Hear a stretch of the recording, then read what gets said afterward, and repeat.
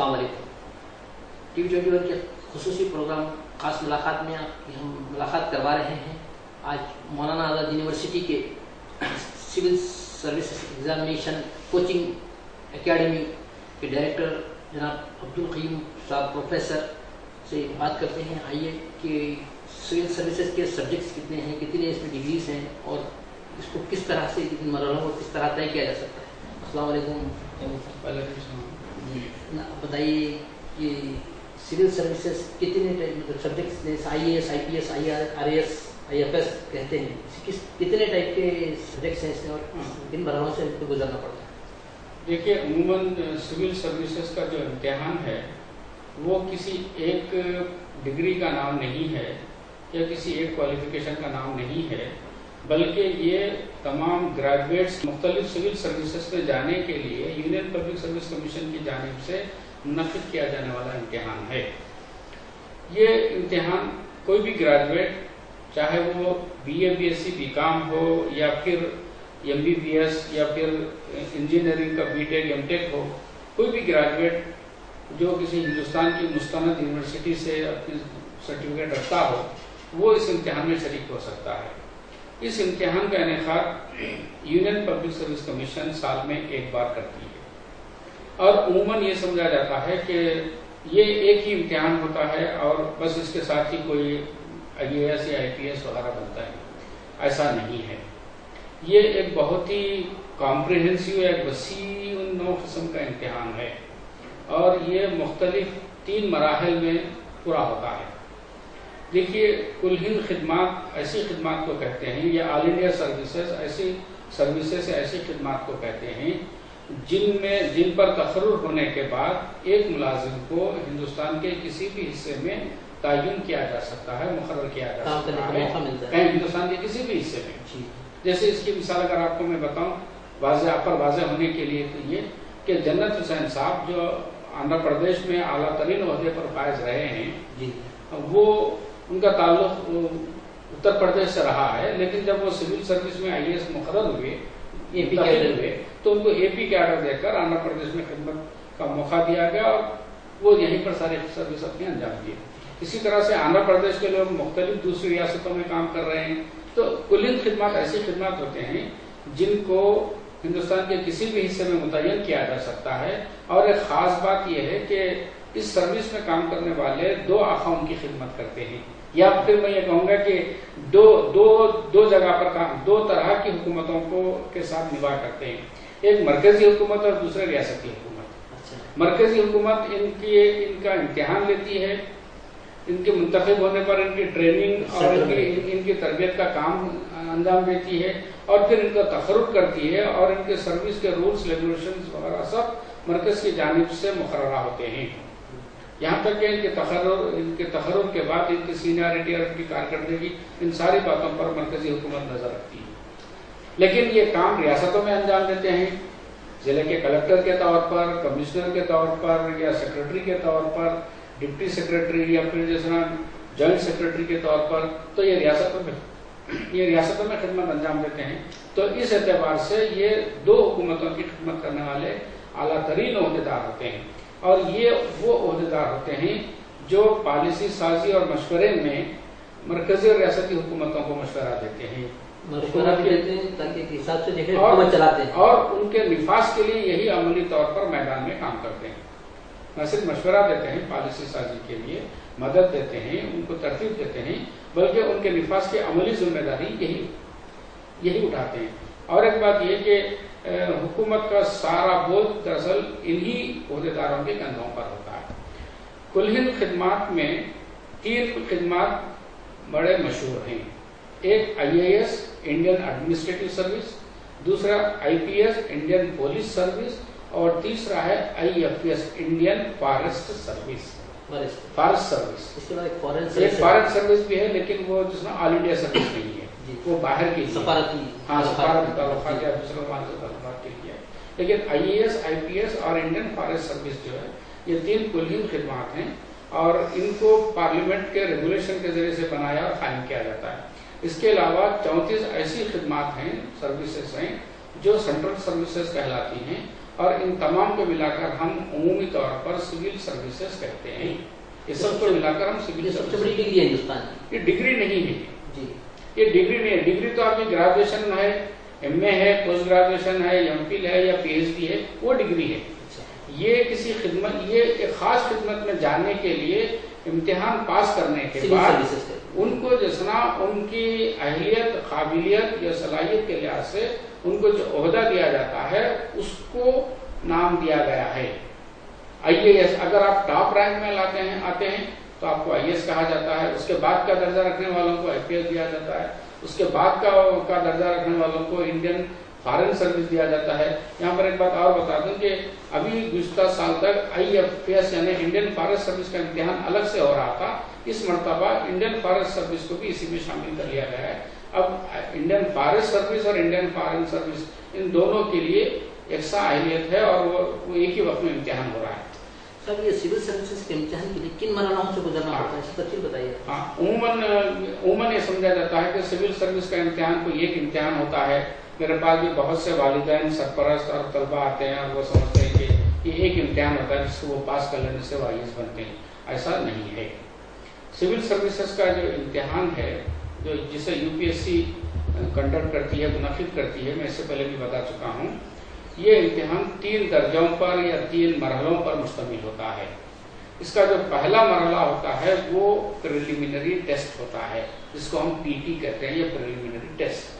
اس کو اردو میں اگر میں کہوں تو یہ ابتدائی امتحان ہے. یہ پہلا مرحلہ ہے. پہلا مرحلہ میں 2 امتحانات ہوتے ہیں، 2 پیپرز ہوتے ہیں. ایک ٹف ہوتے ہیں؟ ہاں، 2 پیپرز ہوتے ہیں.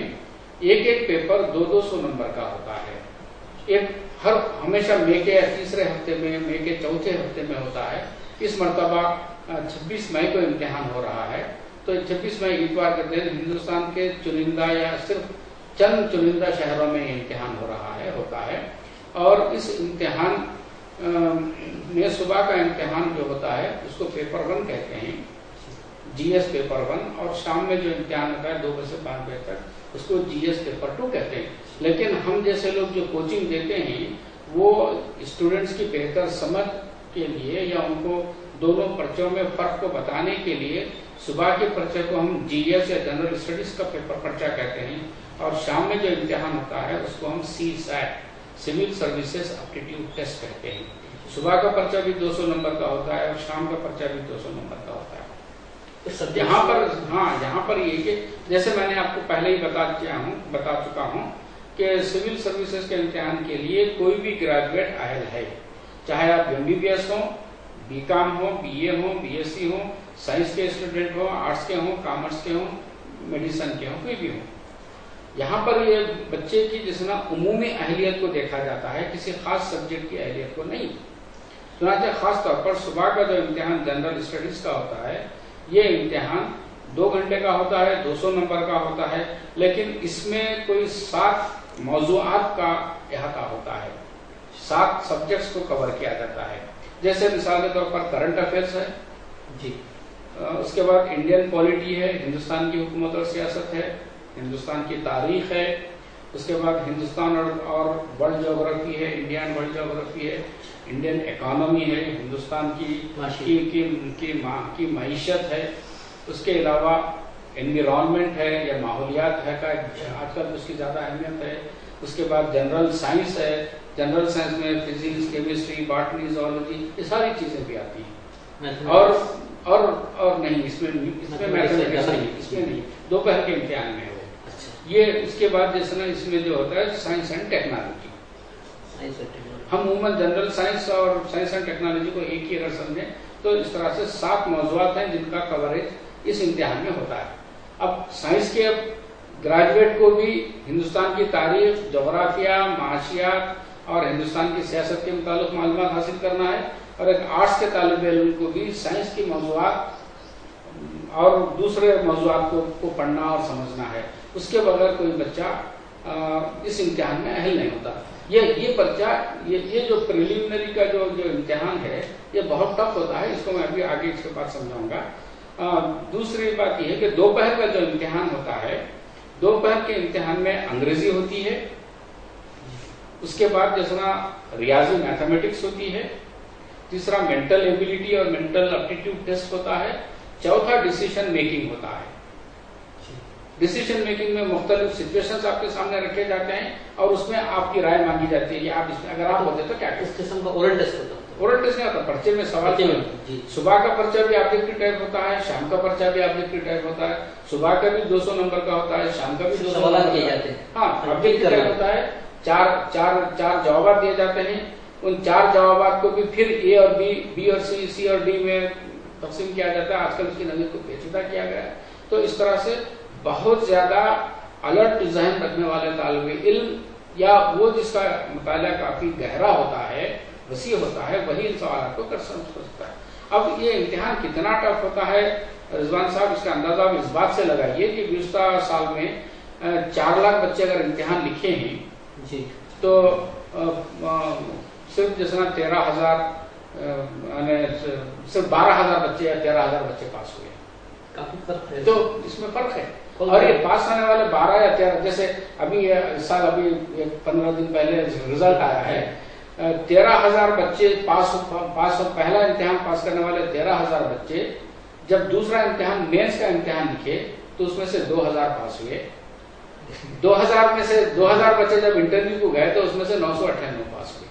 تو کافی فلٹریشن ہے، کافی ٹف ہے۔ دیکھیے union public service commission choose the best میں یقین رکھتی ہے۔ ایک چیز ہے کہ ہم یہ بتا رہے ہیں ناظرین کو، تو اس سے یہ محسوس ہوتا ہے کہ بچے سے ڈر جائیں گے کہ بھائی اتنا ٹف ہم نہیں کر سکتے، لیکن اس میں ایک ایسا طریقہ بتائیے آپ اس امتحان کی آسان تیاری کرنے اس کا طریقہ کار کیا ہے ایکچولی، کس طرح سے قابو پایا جائے؟ یہ امتحان ٹف نہیں ہے، میرا مطلب ہے کہ ان کے لیے ٹف نہیں ہے جو جسنا پڑھتے ہیں اور جسنا اور جن کو مطالعے کا شوق ہے ان کے لیے ٹف نہیں ہے۔ اگر میں آپ سے پوچھوں کہ مجھے دنیا کا کوئی ایسا کام بتائیے جو سب سے آسان ہے تو شاید آپ نہیں بتا سکیں گے، لیکن اگر مجھ سے پوچھیں کہ سب سے آسان کام کیا ہے تو میں کہوں گا کہ پڑھنا سب سے زیادہ آسان ہے نا۔ تو پڑھائی سے زیادہ آسان کام کچھ نہیں ہے۔ یہاں پر ایک طالب علم کو ہم یہ مشورہ دیتے ہیں کہ آپ روزانہ 10 گھنٹے پڑھیے اور 10 گھنٹے کو بڑھاتے آپ 15 گھنٹے تک لائیے۔ 24 گھنٹے میں سے آپ 15 گھنٹے اگر پڑھتے ہیں تو باقی کے 9 گھنٹے آپ کے پرسنل ریسٹ، کھانے پینے اور دوسری مصروفیت کے لیے۔ 15 گھنٹے کتنے دن پڑھنا پڑے گا؟ 15 گھنٹے 12 مہینے پڑھنا پڑے گا، ایک سال۔ تو انشاءاللہ IAS ہو جائیں گے، آپ کے امکانات بڑھ جاتے ہیں۔ یہاں پر جس طرح یونین پبلک سروس کمیشن آپ سے 2 + 2 4 کا حساب نہیں پوچھے گا، یا پھر یہ نہیں پوچھے گا کہ جیسا ہندوستان کا سب سے بڑی دریا کون سی ہے، سب سے اونچی چوٹی کون سی، اس طرح کے سوالات اب پوچھنے کا زمانہ ختم ہو چکا ہے۔ یہاں پر جیسا آپ کی سمجھ اور سوچ بوجھ کو ٹیسٹ کرنے کے سوالات کیے جاتے ہیں۔ تو اس اعتبار سے جب آپ پڑھتے ہیں تو پڑھنے کے دوران اپنی عقل اور سمجھ کو استعمال کریے اور اس پر سوچ کریے کہ یہ ایسا کیوں ہوتا ہے نا۔ تو تب جیسے اتنا بڑا جہاز ہے پانی میں تیرتا ہے، لیکن اگر آپ کو تیرنا نہیں آتا ہے اور گر جائیں تو ڈوب جائیں گے، یا پھر اگر ایک پتھر ڈالیں گے تو سیدھے پانی میں ڈوب جائے گا، ایک کیلا چھوڑ دیں گے تو اتنا بڑا جہاز تیر رہا ہے، کیوں تیر رہا ہے؟ تو آپ کو نیوکلیر کا جو تیرنے کے یا پانی میں تیرنے کے جو رول ہے یا آرشمیدس کا جو اصول ہے یا جہاز کیسے اڑ رہا ہے وہ آپ کا جو نیوٹن کا لاز ہے وہ بتاتا ہے۔ تو یہ کیا آپ نے جس طرح سائنس کا عملی اطلاق دیکھا ہے؟ تو عملی سائنس کے جب سائنس کے سوالات آتے ہیں تو اس میں عملی اطلاق کو پوچھتا ہے وہ، ہے نا۔ تو میں آپ کو بتا رہا تھا کہ پہلا جو امتحان ہے وہ تو ابتدائی امتحان ہے جو صرف 400 نمبر کا امتحان ہے۔ اگر اس میں 4 لاکھ بچے امتحان میں بیٹھ رہے ہیں تو 13,000 پاس ہو رہے ہیں۔ اس کے بعد تو یہاں پر اس کی وجہ یہ ہے کہ جو صبح کا جو امتحان ہوتا ہے جنرل اسٹڈیز کا، یہ امتحان میں چونکہ 7 ٹاپکس کور کرنا ہوتے ہیں، 7-8 ٹاپکس کور کرنا ہوتے ہیں۔ سائنس کے بچے کے لیے آرٹس کے سارے موضوعات ٹف ہوتے ہیں، ہے نا۔ انجینئرنگ کے بچے کو شام کا امتحان جو ہوتا ہے جس میں میتھمیٹکس ہوتا ہے وہ زیادہ آسان دکھائی دیتا ہے اس کو۔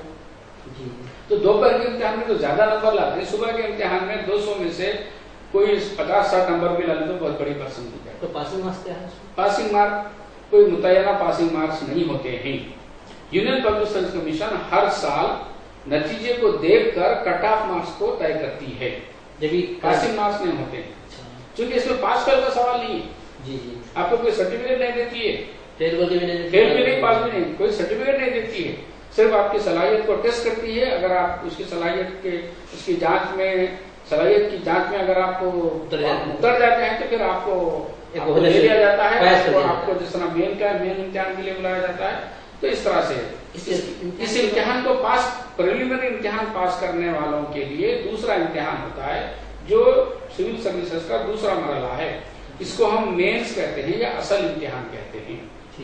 ये जो असल इम्तिहान है, ये इम्तिहान 1750 नंबर का होता है, 1750 नंबर का होता है।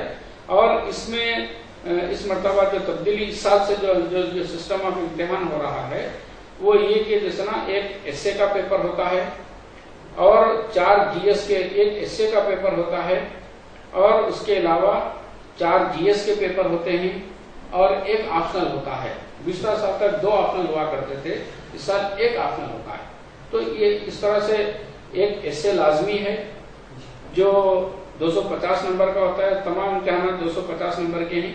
तो इन तमाम 250 नंबर के इम्तिहानात में ये जुमला 7 इम्तिहानात होते हैं। तो इन 7 इम्तिहानात में जुमला 1750 नंबर लाने वालों को में से सबसे हाईएस्ट जो नंबर लाते हैं उसके लिहाज से कट ऑफ मार्क्स रख दिया जाता है। इसके अलावा इसमें 2 पेपर ऐसे होते हैं जिनको क्वालिफाइंग पेपर्स कहते हैं। ये पेपर्स आपको मेरिट में, सिलेक्शन में इनके नंबर को देखा नहीं जाता, गिना नहीं जाता, इसको काउंट नहीं किया जाता, लेकिन ये 2 पेपर भी पास करना आपके लिए जरूरी है। इनको क्वालिफाइंग पेपर्स कहते हैं। इसमें एक अंग्रेजी का कंपलसरी पेपर होता है और हिंदुस्तान की 22 सरकारी जुबानों में से जो दस्तूर में दर्ज हैं उनमें से कोई भी जुबान में से आप इम्तिहान दे सकते हैं। जो अंग्रेजी का पर्चा है वो भी 10वीं के लेवल की अंग्रेजी टेस्ट करते हैं, इसमें भी उर्दू, और उर्दू भी एक सब्जेक्ट है। अरबी के लिए भी कुछ डिवाइड किया गया है? नहीं, अरबी को दूसरा मॉडल लैंग्वेज की लिस्ट में रखने के लिए जो अभी मैं बताता हूँ उसको। तो जो क्वालिफाइंग पेपर्स हैं 2 हैं, एक अंग्रेजी और एक इंडियन लैंग्वेज। इंडियन लैंग्वेज में उर्दू भी ले सकते हैं। ये 300-600 नंबर का होता है, लेकिन ये 600 नंबर आपके मेरिट में काउंट नहीं होते। लेकिन ये इम्तिहान पास करना जरूरी है। अगर आप ये इम्तिहान पास नहीं करें और 1750 नंबर में से आप बड़े अच्छे नंबर लाए हैं तो तब भी आपको जो सुना इसमें पास करार नहीं दिया जाता है। ऑप्शनल जो सब्जेक्ट है, ऑप्शनल सब्जेक्ट में आप उर्दू लिटरेचर एक ऑप्शनल के तौर पर ले सकते हैं। उर्दू लिटरेचर को ऑप्शनल तौर पर ले सकते हैं। आप ज्योग्राफिया ले सकते हैं, हिस्ट्री ले सकते हैं, कॉमर्स ले सकते हैं, मैथमेटिक्स ले सकते हैं, मेडिसिन का कोई पेपर ले सकते हैं, इंजीनियरिंग का कोई पेपर ले सकते हैं, कॉमर्स का कोई जुमला 25 सब्जेक्ट्स हैं। यूनियन पब्लिक सर्विस कमीशन ने 25 सब्जेक्ट्स को मुकर्रर किया है। उन 25 सब्जेक्ट में से किसी एक सब्जेक्ट को ले सकते हैं और उसके 2 पर्चे होते हैं, उन 2 पर्चों को आपको पास करना होता है। तो इस तरह से ये जुमला अगर आप 1750 में अगर 600 नंबर मिला लें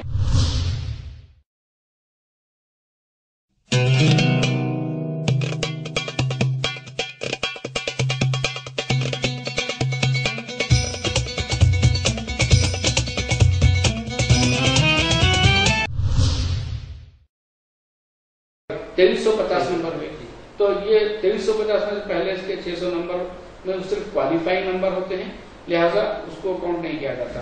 अगर आप ये मेन इम्तिहान अगर पास कर लेते हैं तो तीसरा जो आपका जो मरहला है ओरल टेस्ट, वो ओरल टेस्ट है या जिसको पर्सनालिटी टेस्ट कहते हैं। मेन टेस्ट में पास होने के बाद सुना जाता है कि बाद ओरल टेस्ट में फेल हो गए। हाँ, ओरल टेस्ट में फिर सारी मेहनत बेकार हो गई। सारी मेहनत बेकार हो गई। खतरनाक पर्सनालिटी टेस्ट जब दिया जाता है तो पर्सनालिटी टेस्ट आजकल बहुत ही मॉडर्न हो गया है और उसके लिए जिस तरह से हम हमारी बातचीत को रिकॉर्ड कर रहे हैं उसी तरह इंटरव्यू को भी रिकॉर्ड किया जाता है। आजकल इंटरव्यू को भी रिकॉर्ड किया जा रहा है, जिसकी वजह से तासुब के या फिर जिस तरह करप्शन के जो इम्कान पहले समझे जाते थे वो उसके इम्कान अब कम हो गए। बहुत ही फ्रेंडली माहौल में आपकी पर्सनालिटी की जांच की जाती है, आपकी शख्सियत के मुताबिक सवाल आपकी शख्सियत के मुताबिक सवाल किए जाते हैं, आपके मुकाम के मुताबिक सवाल किए जाते हैं, آپ کے مذہب کے متعلق سوال کیے جاتے ہیں، آپ کے شوق اور ذوق کے متعلق سوال کیے جاتے ہیں. ایسا نہیں کہ وہ کسی سبجیکٹ پر آپ کا امتحان لے رہے ہیں یا کسی سبجیکٹ پر. اورل ٹیسٹ بھی ایک اہم چیز ہے. ہاں، اورل ٹیسٹ بہت اہم ہے، آپ کی ساری پرسنالٹی کو کھنگالنے کا کام کرتے ہیں. کیونکہ کل کو آپ منتخب ہو کر ضلع کے کلکٹر بننے والے ہیں، حکومت کے پرنسپل سیکرٹری بننے والے ہیں، کمشنر بننے والے ہیں یا اعلیٰ پولیس عہدیدار بننے والے ہیں، تو آپ کو پوری طرح سے جانچ پڑتال کے بعد آپ کی ذہن اور آپ کی مزاج، آپ کی شخصیت کو کھنگالنے کے بعد ہی آپ کو اس اعلیٰ عہدے پر دیا جاتا ہے. ایک بات یہ بولیے صاحب، اگر آپ یہ پرسنالٹی ٹیسٹ میں فیل ہو جائیں تو پھر آپ کی ساری محنت 1 سال کی رائے گاہ گئی. پھر دوبارہ آپ پھر پریلیمنری امتحان دیجیے، کتنی مرتبہ پھر میرس دیجیے، پھر ٹیسٹ دیجیے. عام جنرل کیٹیگری کے بچوں کے لیے 4 کینڈیڈیٹ 4 مواقع ہیں یو پی ایس سی. ہاں، لیکن ایس سی ایس ٹی اور او بی سی کے بچوں کے لیے، او بی سی کینڈیڈیٹس کے لیے 7 ہیں، 7 مرتبہ ہیں. یا پھر جیسا ہمارے لیے جیسا جنرل کیٹیگری کے لیے 30 سال کی عمر یا پھر 4 جیسا مواقع ہیں، جبکہ دوسروں کے لیے جیسا عمر کے ساتھ جیسا مواقع بھی 7 ہیں. S T S C O B C جو عمر ہے نا، اس میں عمر کے بھی مواقع ہیں. ہاں، عمر کے بھی مواقع ہیں اور امتحان لکھنے کے مواقع بھی ہیں 7 عمر کے ساتھ. اسی لیے میرا اپنا خیال یہ ہے کہ تمام مسلمانوں کے لیے، چاہے مسلمان او بی سی ہو یا پھر جنرل کیٹیگری کا ہو، جب حکومت اور سماج یہ مانتا ہے کہ مسلمان پسماندہ ہیں، تعلیم میں پیچھے ہیں، یا پھر سول سروسز میں مسلمانوں کی نمائندگی 2-2.5% سے زیادہ نہیں ہے، تو تمام مسلمانوں کے لیے 7 مواقع کا مطالبہ کرنا چاہیے. اس پہ سب سے اور ایک چیز یہ ہے کہ میں ہمارے پاس جیسا آپ اکیڈمی کوچنگر ہیں جی، آپ کے پاس کیا اسٹرینتھ کیا ہے اس وقت جو بچے سول سروسز کے جو اپیئر ہوئے ہیں؟ ہاں، اس مرتبہ ہمارے لاسٹ ایئر کے نوٹیفکیشن کے جواب میں ہمارے پاس 75 بچے منتخب قرار دیے. ہمارے پاس 100 سیٹ ہیں، اس میں سے ہم نے 75 اسٹوڈنٹس کو لیا تھا. مسلم بچے کتنے ہیں؟ اس میں 50% ہیں. 50% سے کچھ زیادہ. دیکھیے آپ اخبار میں آ رہا ہے جیسا کہ بتایا جا رہا ہے کہ 30 سے زیادہ ہمارے پاس رزلٹ نہیں آ رہا ہے. گزشتہ کئی برسوں سے جو ہے مسلمانوں کا رجحان نہیں ہے. اس کی وجہ کیا ہے کہ مسلمانوں کی نمائندگی اس میں کم ہے، یا بچے جو ہے کمپیوٹر سیکھ لیے، یا والدین کی جو ہے لاپرواہی ہے، یا پھر بچوں کا شوق ہے کہ بھائی پیسے کی کمی ہے، معاشیت کمزور ہے تو کمپیوٹر سیکھتے باہر چلے جاتے ہیں. انٹرمیڈیٹ کے بعد عموماً رجحان نہیں ہوتا لوگوں بچوں کا، یا گریجویشن بھی کرتے ہیں، بی کرے، MBBS کرے، تو بچے باہر کا رخ کرتے ہیں. تو یہاں سول سروسز میں نہیں آنے کی وجہ کیا ہے مسلمان؟ دیکھیے، اس کی کوئی 1 2 یا 4 وجہ نہیں ہے. اس کی کئی وجوہات ہیں اور ایک پیچیدہ ایک مرکب بن گیا ہے مسائل کا مسئلہ. کوئی ایک مسئلہ، ایسا کوئی ایک وجہ نہیں ہے کہ جس کی وجہ سے اس کو حل کرنے سے مسئلہ سلجھ جاتا ہو. پہلی وجہ تو یہ ہے کہ آزادی کے بعد مسلمان سماج میں، مسلم سماج میں یا مسلم امت میں جو مایوسی کی کیفیت پیدا ہوئی تھی، وہ 60 سال بعد بھی وہ دور نہیں ہوئی ہے. اور اس کے نتیجے میں وہ تعلیم سے کنارہ کشی اختیار کر لیا. آپ بولے جیسا چھوٹے موٹے کاروبار میں اپنے آپ کو خشک کرنے لگے، یہ سمجھنے لگے کہ روزگار کے اور بھی دوسرے ذرائع ہیں، اور اس ذرائع سے اپنا پیٹ اور اپنا سماج کو آگے بڑھانے لگے. تو اس طرح سے ہم اس میں اتنے منہمک ہو گئے کہ ہم مسابقتی جو ہماری روش تھی مسلمانوں کی، وہ ختم ہو گئی. تو جب تک آپ میں مسابقت کا مادہ نہیں ہوگا، کمپٹیشن کا جذبہ نہیں ہوگا، اور جب تک آپ ایک تدبیر اور سوچ سمجھ کے ذریعے، منصوبہ بندی کے ذریعے آپ اس طرف قدم نہیں ڈالیں گے، تب تک آپ اس مسابقت میں نہیں آ سکتے. دوسرے یہ کہ اس کے پیچھے مسلمانوں کی اپنی معاشی اور تعلیمی اور سماجی پسماندگی بھی ہے. اس کی وجہ یہ ہے کہ جیسے کسی زمانے میں میں خود یہ امتحان لکھنا چاہتا تھا، لیکن اس لیے نہیں لکھ سکا کہ میرے معاشی وسائل نہیں تھے، میرے سماجی وسائل نہیں تھے. اس وقت اتنی سہولتیں نہیں تھیں جیسے آج جیسا ہے. ایک چیز ایسا نہیں، اب جیسا انجینئرنگ میں ایڈمیشن لیتے ہیں، MBBS میں لیتے ہیں، تو لوگ لاکھوں روپئے دے کے جو ہے خرچ کرتے ہیں. حالانکہ سول سروسز کے ایگزام کے لیے اتنا خرچ تو ضرورت نہیں ہے. ہاں، یہ بات صحیح ہے. یہ بات صحیح ہے کہ مسلمانوں نے گزشتہ 2 دہوں سے خاص طور پر پیشہ ورانہ تعلیم میں اپنے لیے راحت کو پانے لگے. یہ اچھا تھا، اس وقت بہت اچھا تھا، آج بھی اچھا ہے. لیکن اب پیشہ ورانہ تعلیم کے بعد بھی یہ محسوس کیا جا رہا ہے کہ بچے بے روزگار ہیں اور ان کو مارکیٹ میں جیسے نا ان کے لیے روزگار کے مواقع کم ہیں. کیونکہ ایک ہی طرح کی تعلیم بہت زیادہ بچے جب پڑھنے لگتے ہیں تو روزگار کے مواقع کم ہوتے ہیں. آج ہر سال 40,000 کے آس پاس مسلمان بچے इंजीनियरिंग की तालीम मुकम्मल करके बाहर निकल रहे हैं डिग्री के साथ, लेकिन उनको रोजगार नहीं, वहाँ पर भी रोजगार नहीं मिल रहा है। यहाँ तक कि मेडिसिन करने के बाद, MBBS करने के बाद बच्चों को मैं बेरोजगार देख रहा हूँ, BMS करने के बाद बच्चों को मैं बेरोजगार देख रहा हूँ। तो उसकी अब यहाँ पर हमारे लिए होना ही चाहिए था कि जो लाखों रुपए लगाकर हम पेशा वाराना तालीम हासिल कर रहे हैं, उस लाखों रुपए की पेशा वाराना तालीम की जगह पर अगर हम चंद उसके आधे से भी कम पैसे अगर हम 3 साल के लिए अगर हम लगाते हैं बच्चों के पीछे, कि वो पेशा वाराना तालीम के बजाय कोई ग्रेजुएशन के बाद, किसी भी ग्रेजुएशन के बाद इस मुसाबिकती इम्तिहानात के किसी सेंटर से रुजू होकर अच्छी कोचिंग लेकर इम्तिहान दें।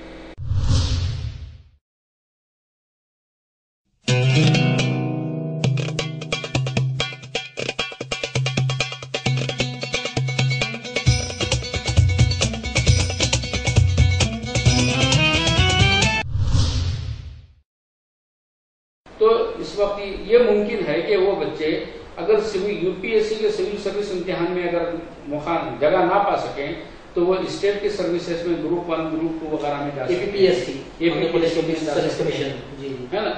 Andhra Pradesh public service commission है, कर्नाटक है, हर स्टेट का पब्लिक सर्विस कमीशन है, उसके इम्तिहान में जा सकते हैं। नंबर 1। नंबर 2 ये कि दूसरे और मुसाबिकती इम्तिहानात होते हैं, स्टाफ सिलेक्शन कमीशन के इम्तिहानात होते हैं, बैंकिंग के इम्तिहानात होते हैं।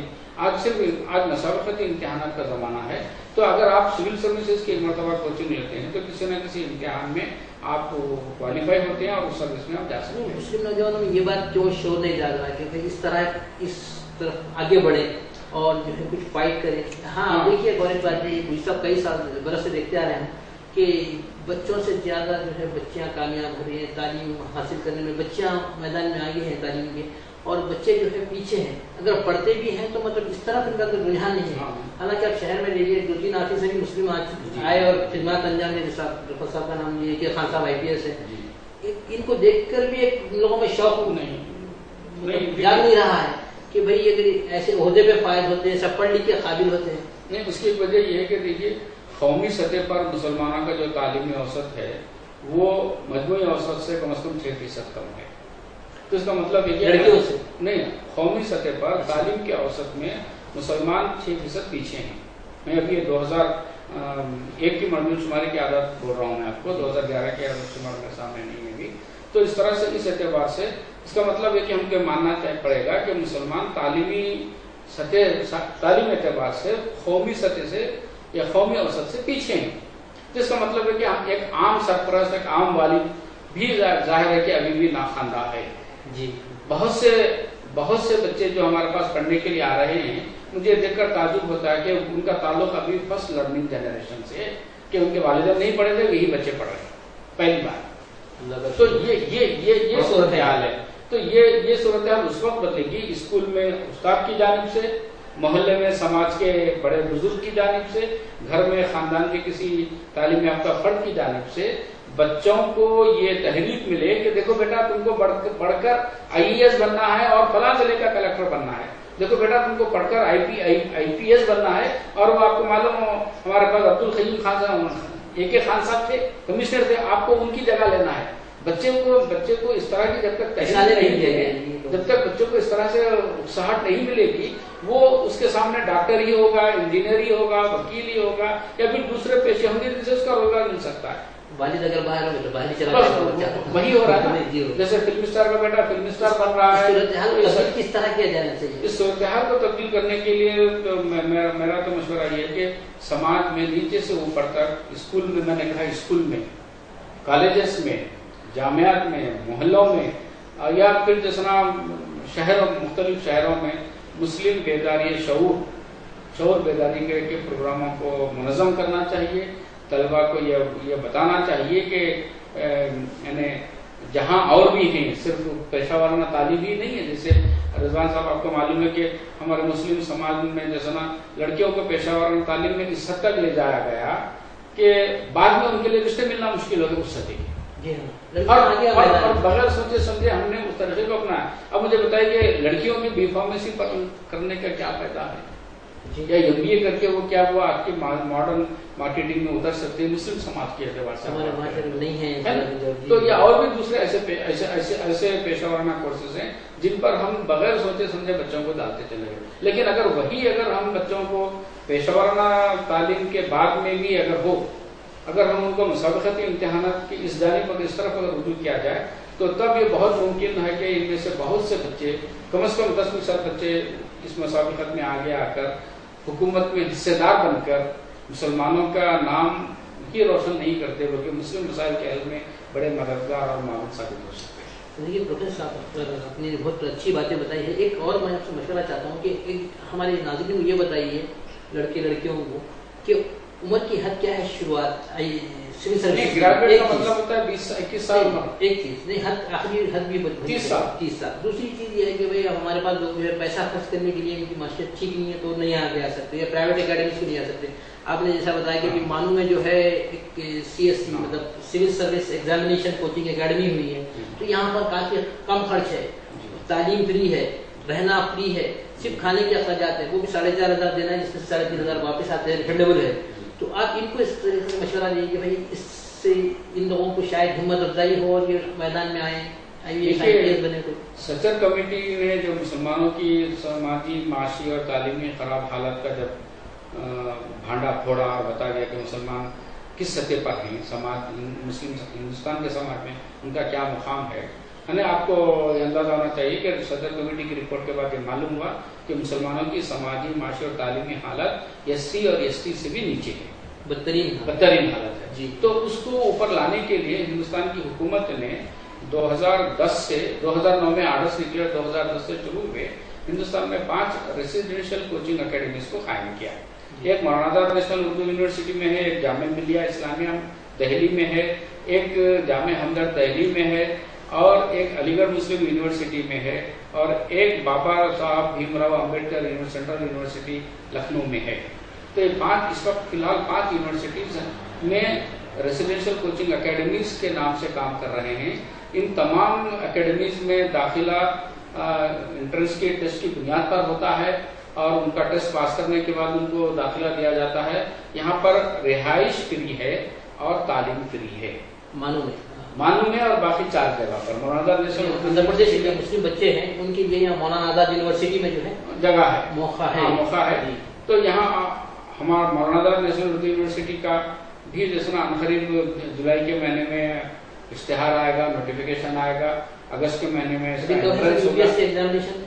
اب تو 26 میں کوئی امتحان ہو رہا ہے, یہ سال ہو جائے گا, ابھی 26 کو ہو جائے گا. لیکن اس کے بعد کیا اس کے بعد کا جو نئے 2014 کے امتحان کی تیاری کرانے کے لیے جو ایکشن ہے اس کی تیاری عموماً جون سے ہی شروع ہوتی ہے پرائیویٹ انسٹیٹیوشنز میں.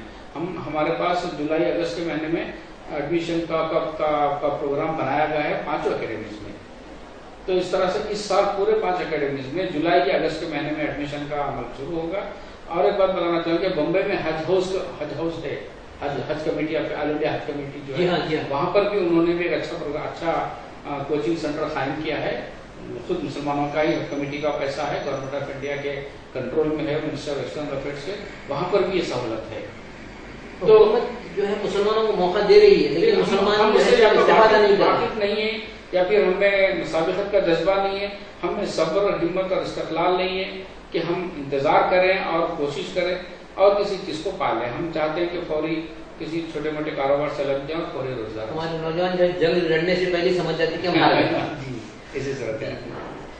بہت بہت شکریہ پروفیسر عبدالرحیم صاحب ٹیم TV21 سے چینل سے بات کرنے کے لیے. ناظرین اجازت دیجیے, محمد نعیم الدین کے ساتھ میں رضوان, پھر آئندہ ملاقات ہوگی ایک اور خصوصی پروگرام میں خصوصی شخصیت کے ساتھ. اللہ حافظ.